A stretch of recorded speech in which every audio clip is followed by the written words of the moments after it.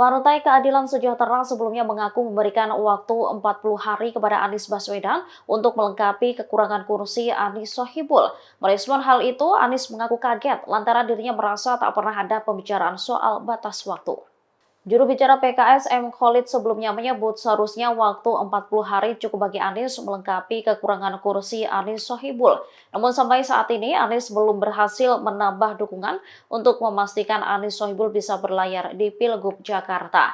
Lantaran batas waktu telah terlewati, PKS mulai membuka komunikasi dengan pihak lain. Terkait hal itu, Anies membantah adanya deadline atau tenggat waktu yang dilewati. Ia memastikan akan berjuang bersama PKS untuk maju di Pilkada Jakarta.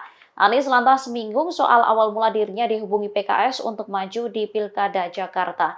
Dirinya saat itu melakukan pertemuan dengan Presiden PKS Ahmad Syahiku pada 28 Juli. Dalam pertemuan itu, Anies ditanyai soal kesiapannya apabila disandingkan dengan sosok MSI, diduga Muhammad Sohibul Iman. Anies mengaku telah melakukan pertemuan dengan MSI pada akhir Juli lalu. Keduanya membahas soal kondisi Jakarta, gubernur dan wakilnya. Oleh karenanya Anies kaget setelah jubir PKS berbicara soal adanya tenggat waktu 40 hari. Diakuinya tak pernah ada pembahasan soal batas waktu tersebut.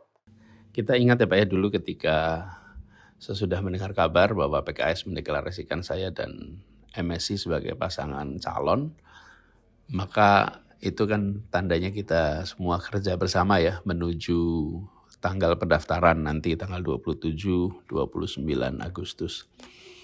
Nah, cuman dalam perjalanan ini beberapa hari kemarin kita dengar teman-teman jubir di PKS dalam media, di TV-TV juga mengatakan bahwa Anies diberi deadline 40 hari, kemudian diberi deadline mencari partai hingga tanggal 4 Agustus.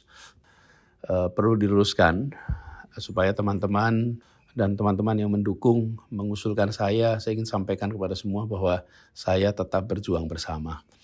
Dan tidak ada deadline atau tenggat waktu yang dilewati.